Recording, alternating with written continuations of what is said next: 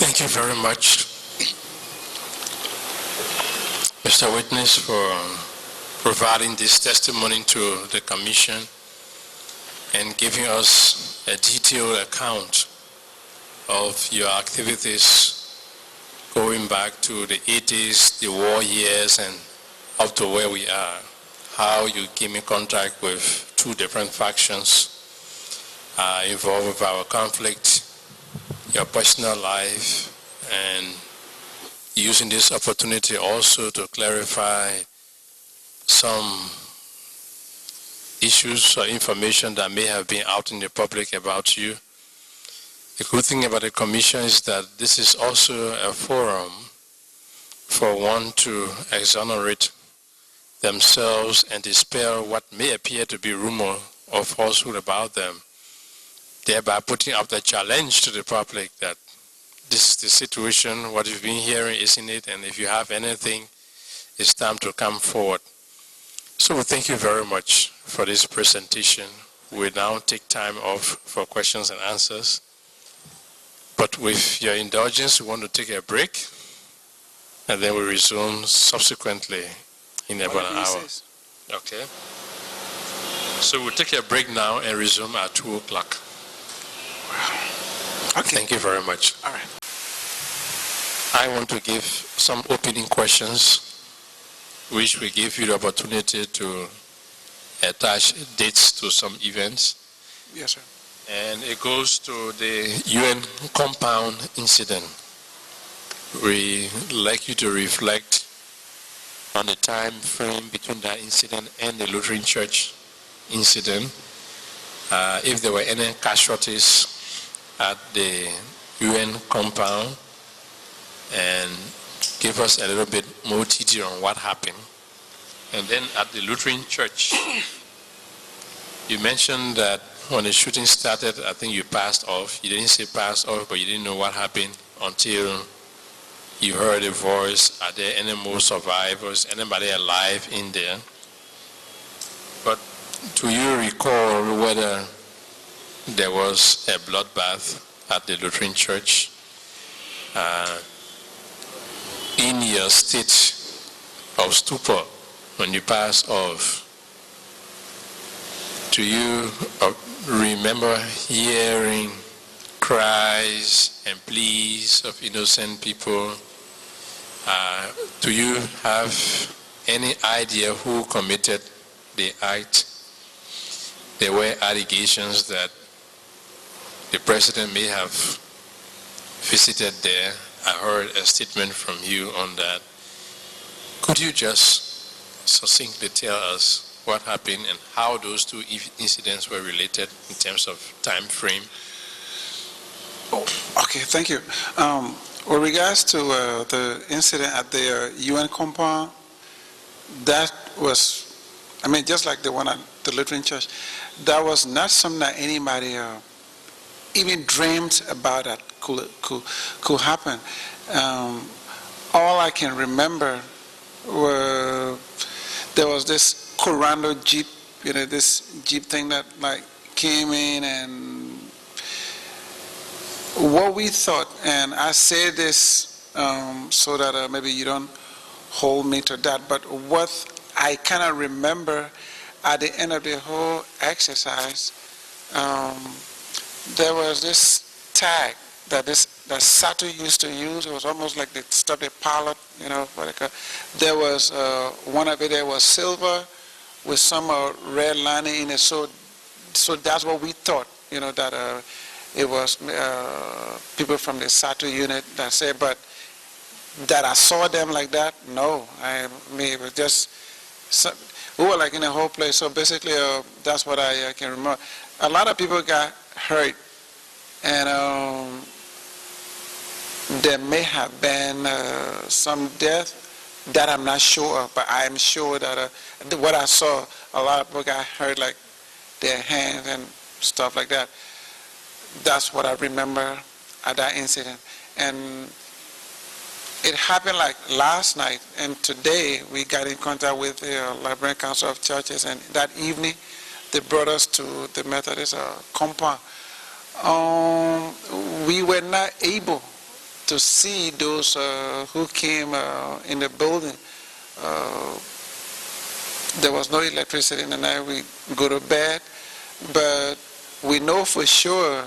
It's like in the middle of the night when there's a line of firing, there's lights, sort of like lights all over. And I remember very well hearing people saying, "Look, okay, just shoot me right here," you know. And I mean, there was a lot of people in the school, in the church, because I was in the church, and what happened in the school I wouldn't know. But what I also do know for a fact is that prior to the Lutheran incident,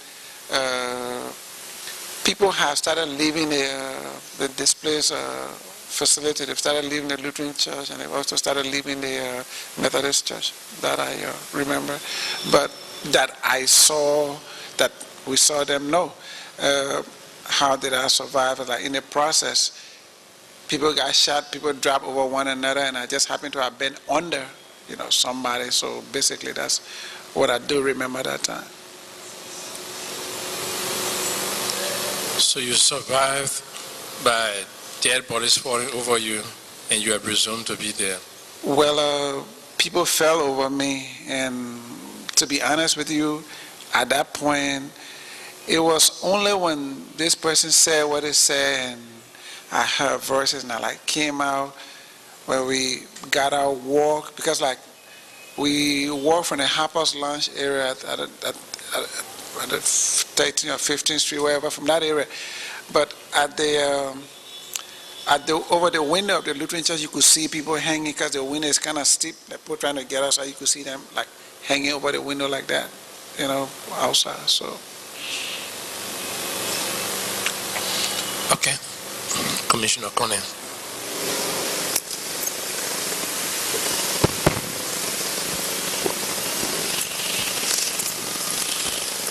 I want to thank you, Mr. Witness, for appearance before us, sharing with us what you witnessed and experienced during the civil conflict. Thank you. In your general testimony,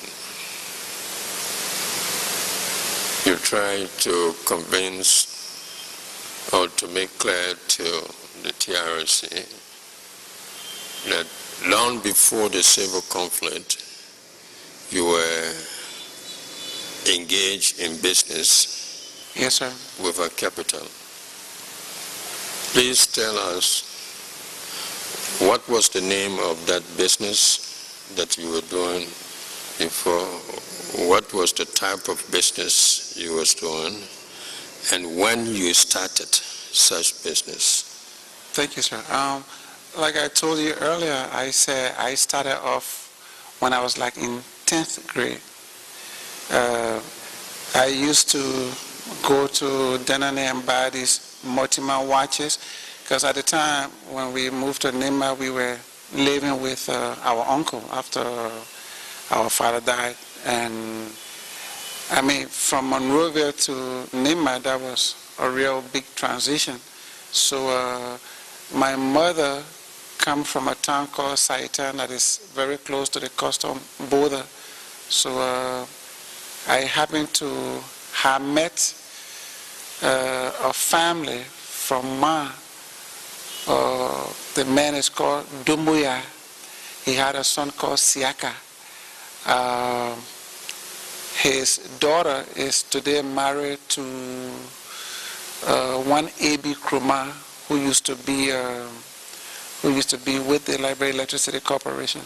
It was that family that took me into Ivory Coast. The man was a trader in and out, so I would go and buy these watches. At the time, they were like, I think me-franc or demi-franc, just a little, around $8 or less, and I would bring it to Sonic Willie, and then I would sell it. So basically, that was how I started.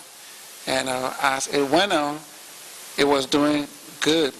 Then I came across two guys who had come to Sonic Willie to work. One was Stepney, and the other guy was Sumo. One was working for the Liberia Electricity Corporation at the time, and the other guy was working for the Liberia Water and Sewer Corporation. So, like I said earlier in my testimony, music had been like a habit. So we kind of like started, we also started some little club in Saniquile. And just about 11th grade, myself and a very popular driver that was in Saniquile, that whose name cannot come to my memory now, we had decided that because in Saniquile we had two big, there was a big Mandingo population. It was Mano Mandingo, it was a big population. So we had decided that Yeye and Tita were the two big social club that we had. So we had decided that we wanted to bring a band from Guinea to play in Saniquile. So how do we go? That's how come we came across this very popular driver that I just don't remember his name. So we said we were going to go to Guinea to bring a band called Vendor Band. So we were like three partners. They were like about far older than me. So this guy and I left, and we went as far as Kanka. And we were not able to get a Vendor Band because they said that was around the Ramadan time. So we came back, I think somewhere in Lola or there, but we got a band called Nimba Success also. So we came and had that program. But while we were in Guinea, which was like my first adventure, I found out that there was a need for this palm oil a lot. So when I came back to Saniquile, I chose to buy a lot of palm oil to take it to Guinea to sell. And it started to do good. From these jerry cans, from about 5 or 6 jerry cans, I could do like 1 or 2 drums, like when the vehicle was going, we put our load on. And I think I went as far as Bobo Dilaso doing the trade. So immediately, and anybody who saw me graduate from high school in 1982 in Saniquile, they would tell you that for me, there was no party and there was no celebration. My high school principal at the time, I think he's in Monrovia, one Mr. McLean. The reason was that the day we were graduating, that's the day my goose was going. So I had to be a part of the program, but I could not wait, so I went back. And so it was not a business at the time that we had name as a name. But I can tell you, sir, that when I came to Monrovia, just about the time when the former Minister for Education, Bole, because I was recommended to President Dolo at the time through my uncle, Gabriel Fangalo, who had told President Dolo in a communication that this young man was the son of the late Adolphus Dolo, who had served the army, and we think he should be helped. So he had gone to Saniquile to my late uncle, Joseph Fangalo, who introduced me to the minister, and the minister told me to come down. And when I came down at the time, this same A.B. Kroman was the special assistant to the Minister of Education at the time, and he remembered this story. But I remember when I came to Monrovia, I had no less than $14,000, $15,000. So when I came, normally when we travel as a group, like when we were selling, we would normally like go into a popular hotel where we first saved. That was the trade. So when we came, I stopped at the Holiday Inn Hotel for a good while. And when this scholarship thing was not going straight, that's when I was left with, I think, around 7,000 or so. But then from where I came from, after I came, it was like Leon, it was James, Alfonso. They were all at the university now. So to go back, and when I saw this guy forging ahead, so then I thought maybe there was a need, to stay around. That's how come I went to the garage that I just told you about. But like I said, I still remember the sales guy, plate was always, I think, JJWW or something, but that's when I went and like got my first, vehicle and started trading. The business name that I when I start, because at the time I've just come from school and it was still like that. The first official name of the bigger club, because what I had here was just like a joint. The first name of the business I had was called Le Classique Club, and that was the one that where you have Pepper Bush is there where the club was, and there are some really very prominent people who are still around, and not to get involved in what I'm doing. If I had to tell you in private who they were and they went there, like I said, very prominent people in society. I can reference them to you. They were also my clients at the place. That was the first official business that I had. Thank you. So when your business first was registered with government, I'm sorry, sir? when did you register your business with the government as a registered entity? What year? Well, sir, at the time, Arlene George and I had a place, so I did not register it directly. She used to have this place called Arlene's Bar and Restaurant. That's how it was. So when she started having problem with rent, then I was recommended by a guy who worked with her, whose name I don't remember, that this lady needed somebody to share the place with. That's how come I came in, and I just... So you were working under the name of that restaurant and bar? Well, sort of, sir, except that I changed the name of the place to... it was a big place. I changed the name of Masa to Le Classique Club, but it still carried the Arlene's Bar and Restaurant name. Okay, coming to the period of the war, when did you actually join the fighting forces? Because we gathered from you, you fought for INPFL. Yes, sir. And if I'm not mistaken, also NPFL. Yes, sir. And then the government. Yes, sir. Under Taylor administration. Yes, sir. So when did you first join? And what rank did you hold in each of these forces? What rank? Sorry, sir? I said, when did you join these forces? Yes, sir. And what rank you held in these forces? Well, I first joined, I was first made a part of the, because it's not like join, like I went to join or whatever, no.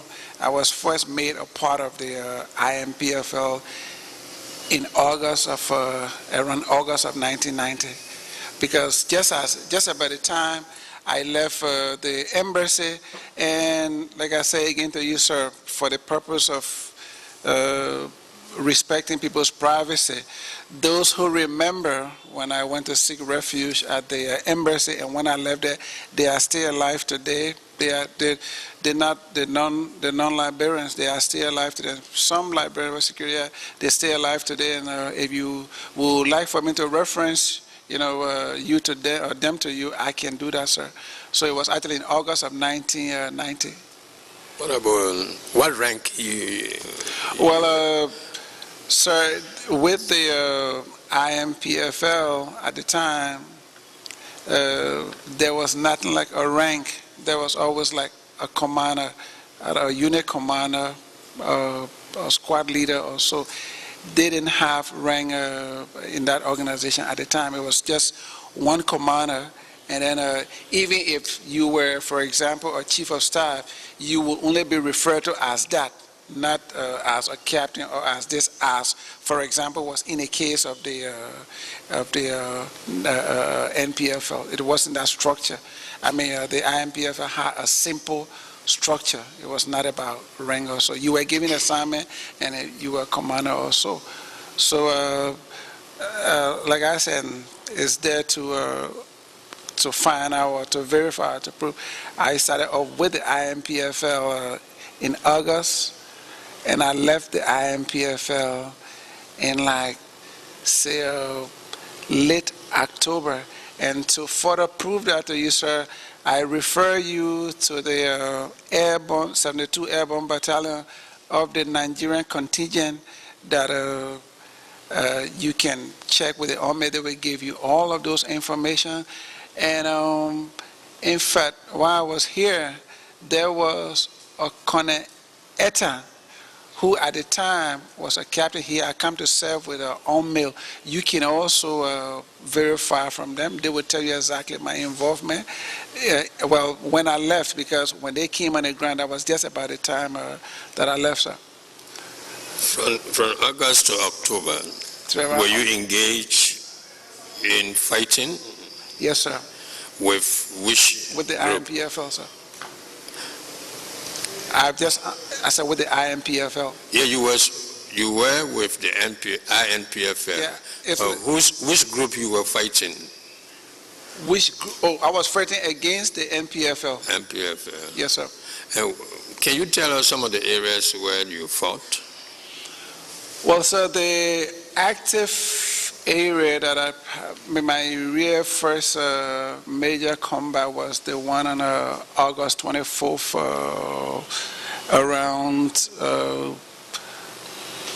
the Freeport area. That was my first major fighting, and after that there was always low skirmishes around the Dixville area, and there was one time when we went to Fendel, and on that same day we had also gone to the Dusa Hospital, and that was the first time I went in those areas, and we had gone there because the instruction was that the NPF had said that Prince Johnson's body is at the Dusa Hospital, so we should go and see it. So we went there and came back like the next day. So those were, if I had some basic, what I could do, those were, and when the 72 Airborne Battalion came, I was attached to them briefly, and after they took up position, we had to engage. That was how come I reverted to Monrovia, sir. What was the treatment of the civilians at the INPFL base while you were there? So to be very frank with you, like at where I was there really briefly, but it was my first time going to the Kawe area. So, and where we were, it was some compound, kind of like off the road. I'm told it used to be some mining area. So, and almost everybody there was like a soldier. Where I remember encountering civilians was the first time when we moved out towards Fendel. There were a lot of displaced people that we came across there, but then we just passed through, and then went towards Carriesburg area, going towards the Dusa Hospital. In fact, on our way to Dusa Hospital, we got cut off from 15 Gate because MPF came and took that 15 Gate junction. That's why we had to come back the same day to like open the road and then come back. When did you join MPFL?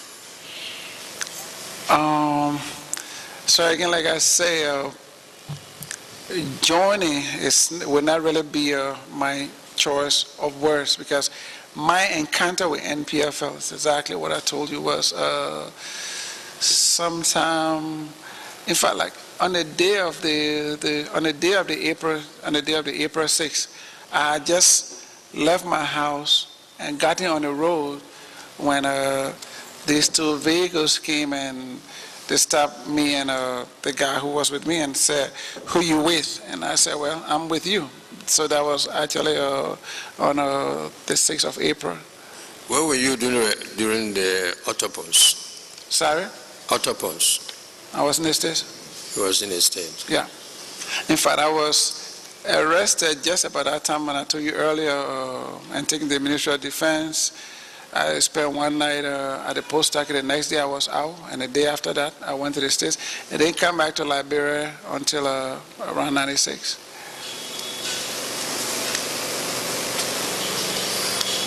And the NPP-led government, How did you get into the fighting forces at the time? So like I said, after my association with the MPFL and ULIMO, because at the time they were both combined, so it was not like I was a part of MPFL or I was a part of ULIMO. I was a part of their operations because the both of them at the time worked together. Were you a professional fighter? No, sir. I mean, or were you a special analyst who can observe things and then report to the commander-in-chief? Well, sir, I think a professional fighter would be maybe somebody who chose who chose fighting also as their profession. I am a student of economics. I'm not a professional fighter as such, but like I said, because I was involved with fighting, I've interacted with the various fighting people. I think what he really wanted, I think what he really asked me to do was to get another side of the story. So I think basically that's what it will be, sir. It is said that General Isaac Misa arrested several Nimba personalities, including Stephen Daniels and the others, and were brought to Kakata at the police station where they were imprisoned. And that at such a time, you came to that station and demanded that Pape send you to come and carry the people.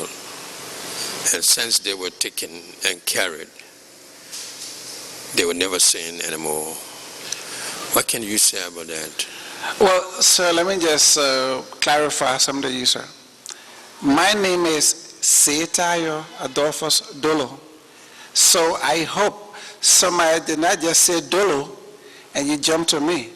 The reason I say this because I had similar experience when I was doing physical science, it was 102 at the university. There was a guy there whose name was S. Adolphus Dolo, and my name was S. Adolphus Dolo. So when the guy brought the paper, he did that.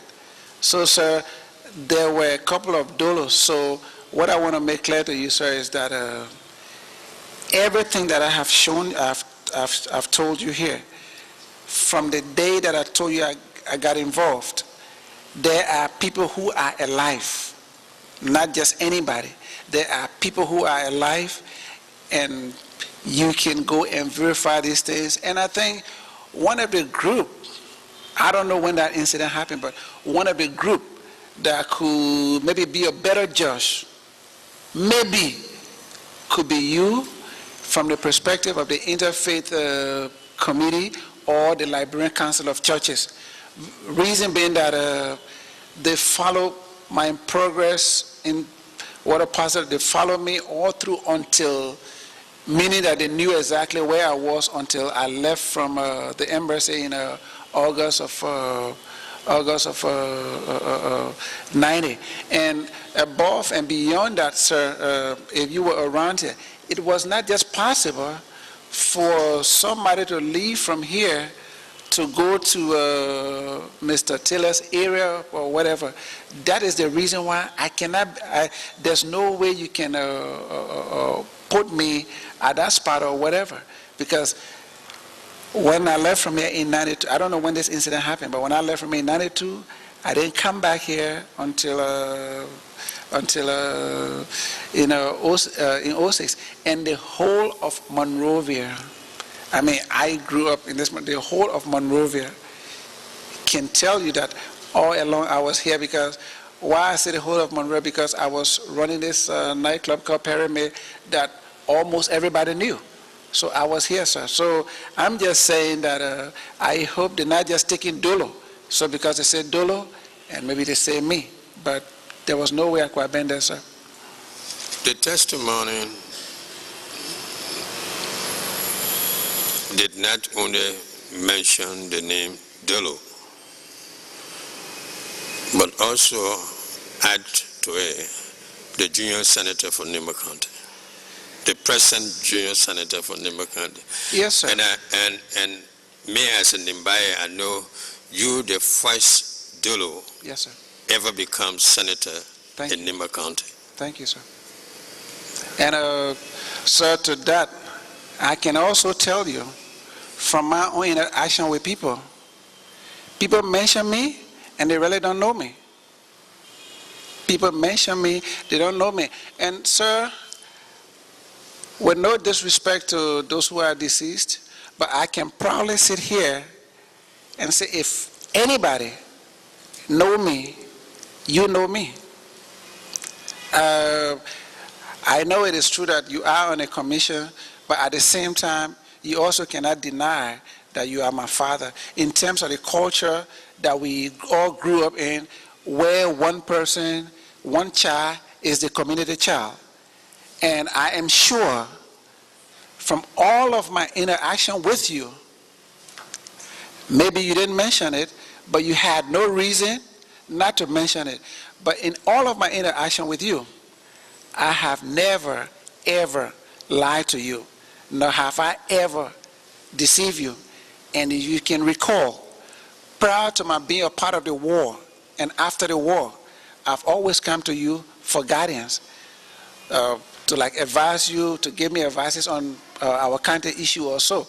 So definitely you have every right to ask me all of what you're asking, but I can sit here and also say that all of those who come from Nimba and appear before the TRC Commission, you will be one of the elders that know them really well.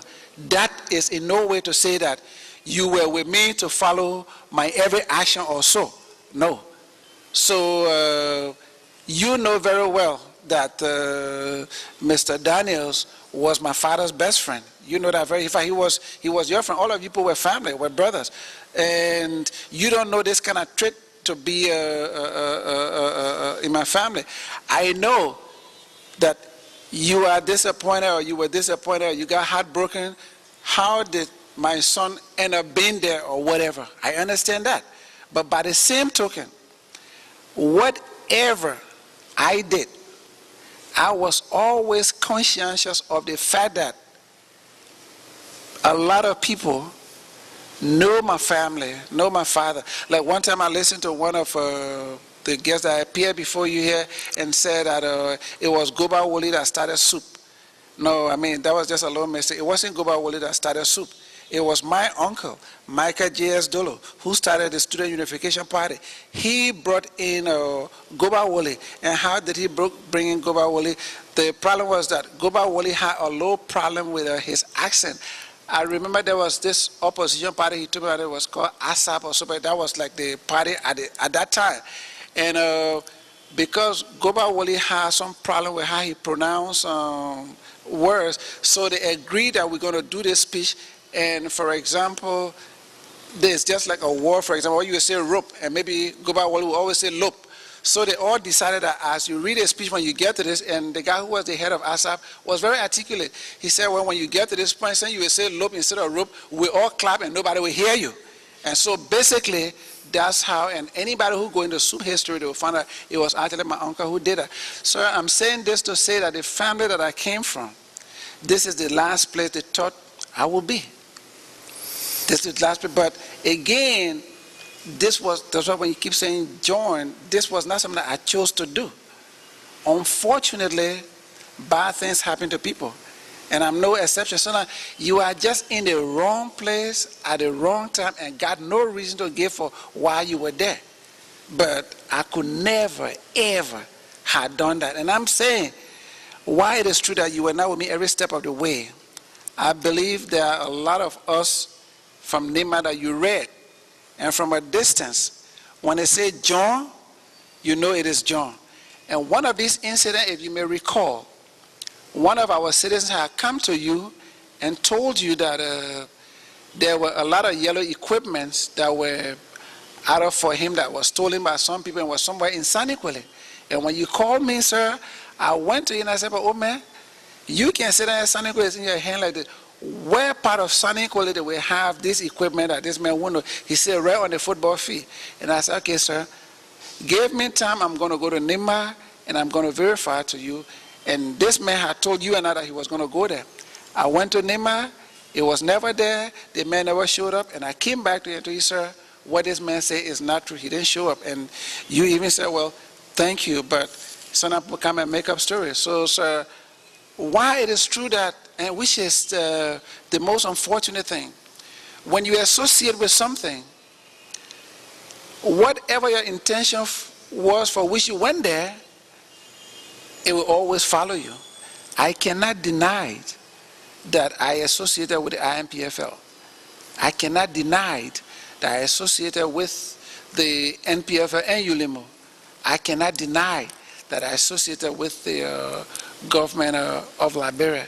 But sir, what I can tell you is that in my association with them, I knew I had limits. And it was all because I was in the wrong place at the wrong time. And that is how much, sir, that I can say to you with regards to this. It can never, ever be possible that I was there, sir. When the TRC went to Saniquale, Yes, sir. a witness appeared before us and said they were sent out by Marian. Yes, sir. The city mayors. Sir, if I have your permission, maybe I just want to interject there, sir. And I tell you in the commission, with all due respect, sir, if I had to do what I did then again, I'll do it today. This was the situation. I come from Saniquale. Though you say you're from Saclay, people I say you're from Saniquale too. But the reality is that there was, and sir, like I said earlier, if you, including your very self, sir, anybody who comes from Nimba, know if I know anywhere in Saniquale. Never been to Saclay, never been to Tapeta, none of those areas. And there was this young man, there was no war in Saniquale while I was there. The war was in Ganta. This young man who happened to be the son of this man we call, I know, 502, one immigration, I think he's now work with custom. Is it Kaba?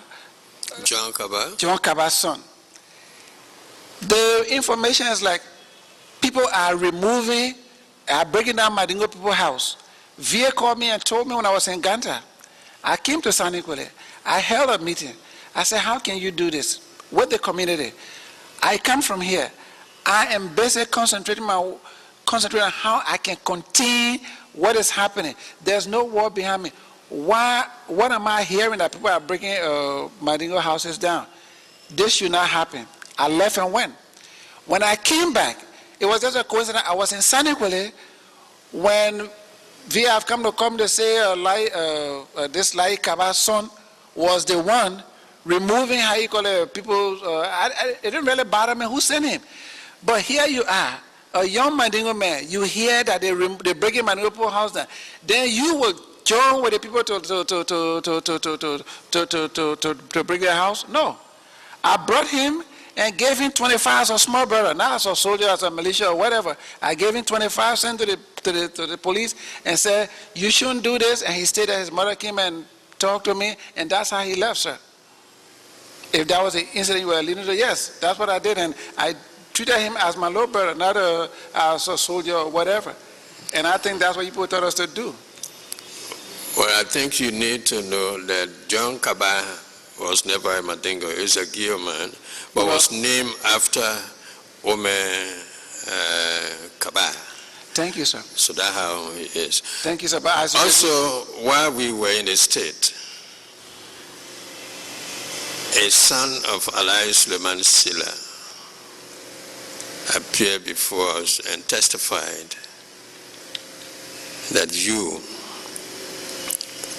brutally killed his father and looted his wealth. What can you say about this? Well, sir, my question to you before I answer that, sir, would be, when did this incident happen? I'm saying when, sir, not that I want an answer from you, but sir, I have just told you, for example, when I came from point A to point B.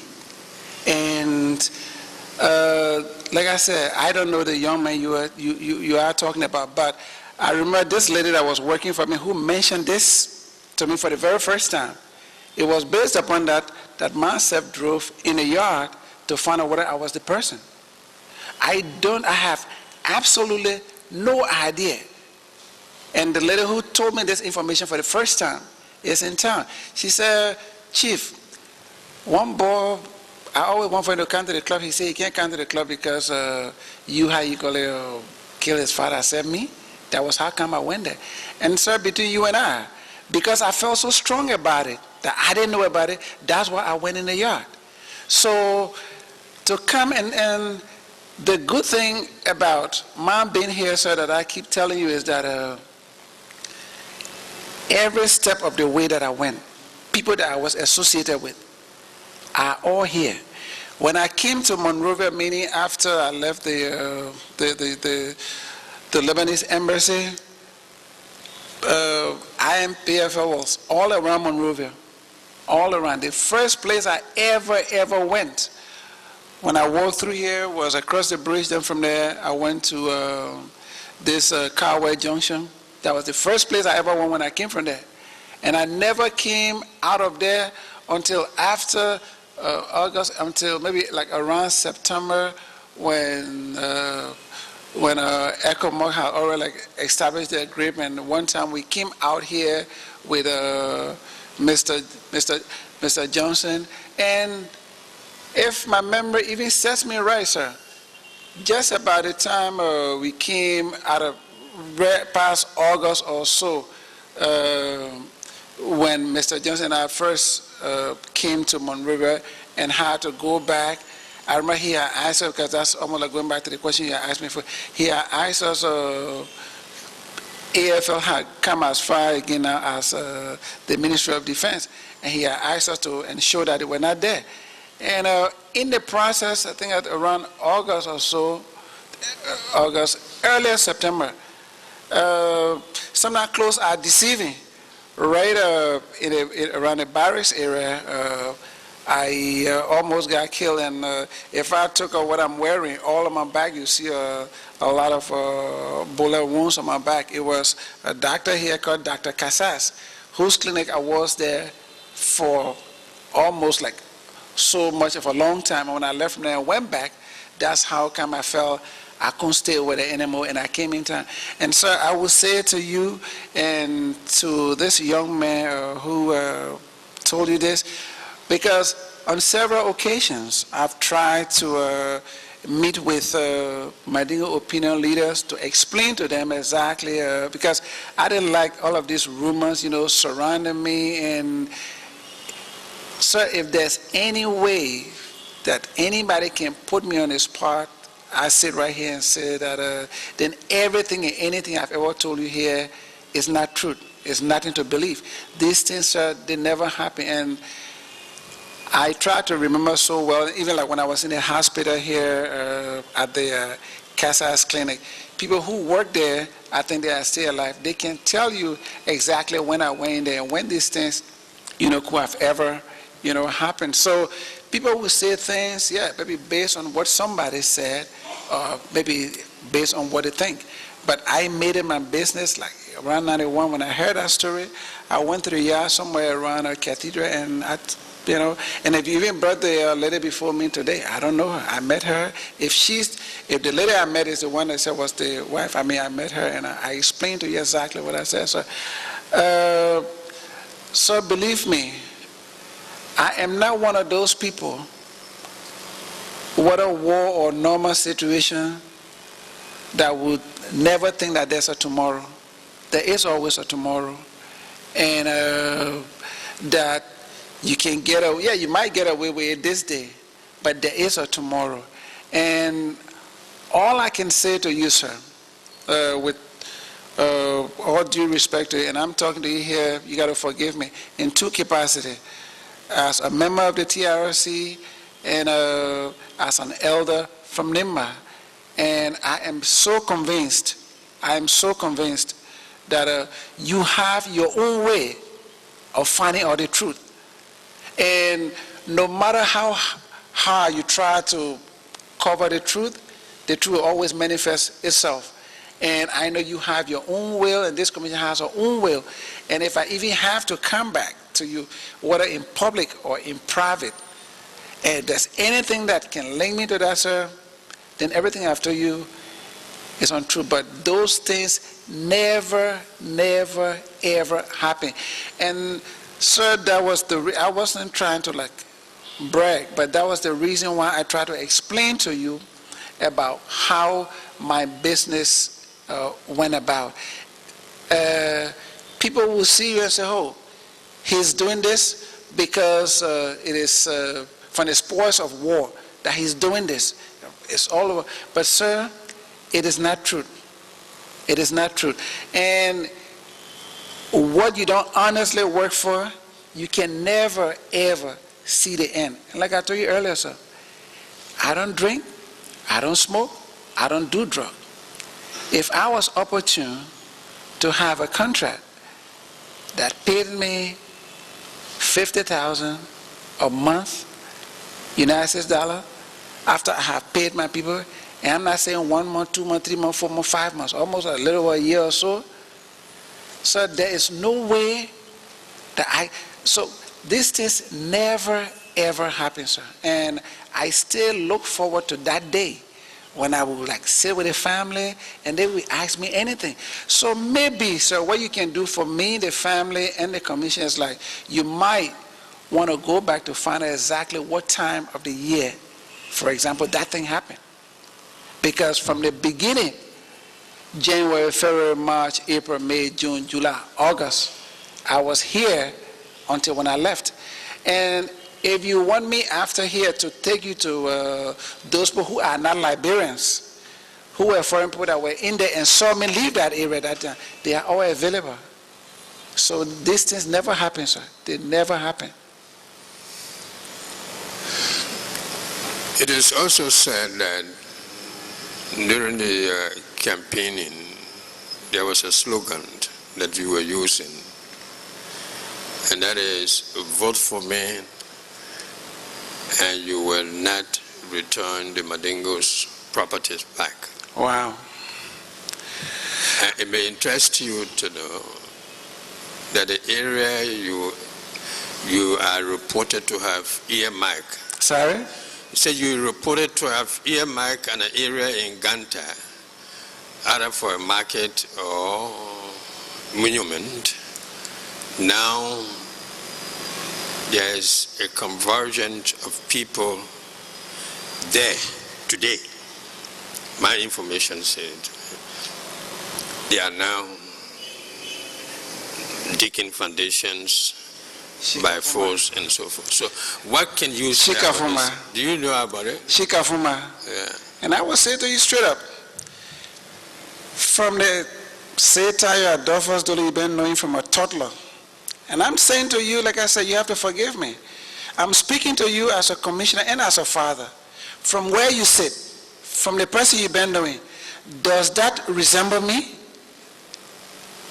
In as much as I don't expect you to give me an answer. Because you know me well from like that. You know my father, you know my mother, you know my uncle. So people say, I know you. And that's from a distance. But you don't know me for a distance. I am your son. Does that resemble me? But let me just give you, and it's good you've been brought out, let me just give you some information that will be interesting for you to know.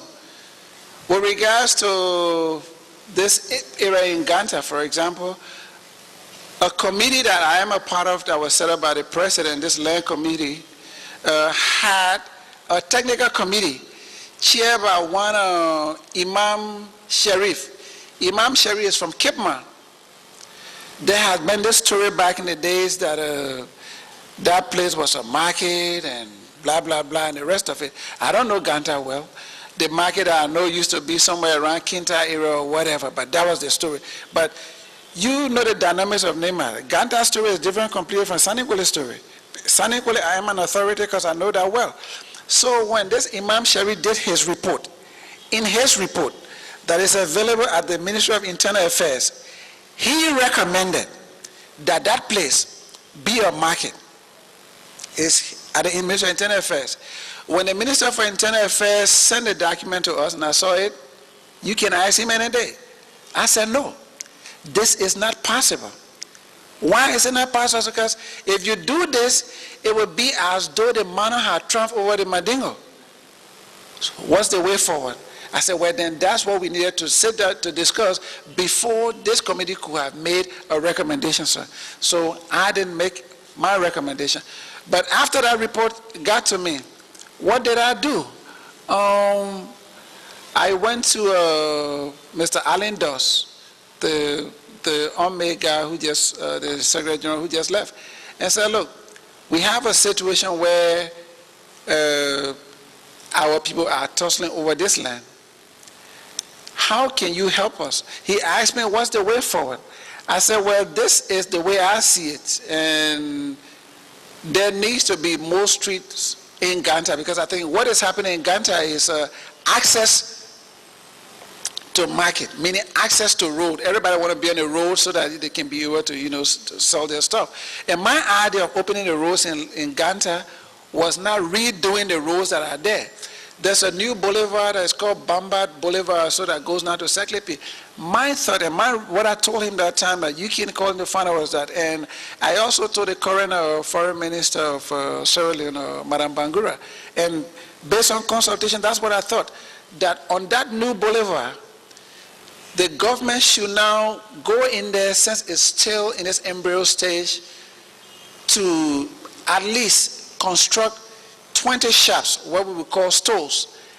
Construct those 20 shops, lay the streets out, and then turn the shops over to the city authority with the understanding that one Mandingo man here, one Mano man here, one Gio man here, one Pele man here, so that everybody have access to road, and they will pay that money to the city council so that it's not discriminated, you know, against anybody. And this controversial plot of land that is claimed by Mandingo is claimed by Mano, we can, since Mano people die in that area, Mandingo people, Pele people, everybody die in that area, we can use that whole piece of land that has a lot of Mano people on it now as a memorial park. So he said, wow, that's a brilliant idea. I never thought about it that way. So if that's what the commission would propose, that is something we can think about. Predicated upon that, I started to hold consultation with some Mandingo elders. And I invited them at my house and said, look, I need you to help me with this one. Can you give me today so that I can give you tomorrow? They're like, what do you mean? I said, well, when I go to the Mano people, they say, oh, so you're taking side with the Mandingo people. When I go to the Mandingo people, they say, oh, so you're on the Mano people side. Now, I was not in Ganta. I don't know about this place. Can we put a big memorial park in this area where all of us can sit down tomorrow and say, hey, this is the area that all of us fought for? Because the Mandingo, the Mano, the Gio that were fighting in Nimba, it was one thing they were fighting for their home. That place is Mano man home, is Gio man home, is Mandingo man home. So basically that was that. So these were my suggestions. So for anybody to insinuate or try to imagine that I would go, or anybody will go to campaign to say that you will not give Mandingo people land back or whatever, how true can that be? You and I grew up in Sanikwe, like my memory can remember, if I can remember well, when you had those several businesses, the coastery and the other business you were doing. From Ome Konaba house, you go to my uncle's house. That's what it is, right? in Sanikwele, right? Now, if you went there today, you will see it. There was this day that I came and somebody is trying to do some construction on Omen Konoma's property. And I'm saying to myself, but if I sat down here and somebody did this, then I'm responsible. Because we should be our brother's keeper. Musa Konoma and the rest of it, all of us grew together. And this guy who came to do this construction, yes, he's a man of man. But this was not one of those people that I knew from Sanikwele, before. So when Via came and told me, I said, no, this can't happen. And as I speak to you, for example, that never happened. But what have the Ganta situation a little peculiar from that of Sanikwele is simple. The people in Ganta, for all I know it, they're not willing to say the truth to one another. Meaning, if you were living here, and I'm living here, and my name is Pe, and your name is Kafuma, I should be able to say Kafuma was living here. But if your neighbor cannot say that, it's just difficult. Now, I am not from Ganta, like I said. If you went to Sanikwele recently, like you said, all the Mandingo property in Sanikwele, as far as I know, is not occupied by Mano people. Those ones that you see people in, the Mano governor, who happens to be Saye-Taayor A, is the one who's collecting rent. I remember we had gone there when I tried to tell them, the commission, they didn't understand it then. Commissioner Boo is also a part of that committee. It was herself, the UN representative, the committee that was set up, we all went to Sanikwele and we visited all of those structures that were in Sanikwele. So, sir, in short, I was not a part of any campaign that would say that vote for me and I wouldn't give my people property back. If you check the result from the Elections Commission, Senator Johnson beat me in Ganta, for example. So he won me in Ganta. So that could not have been the message. That's why I put it to you like, you never saw that in my father or my uncle either. So I think what is in a man, he passes it down, to his children. And it's just beyond me, because while it is true that I don't know of any Mandingo person in Nimba also that didn't vote for me, I know for a fact that a lot of Mandingo people voted for me.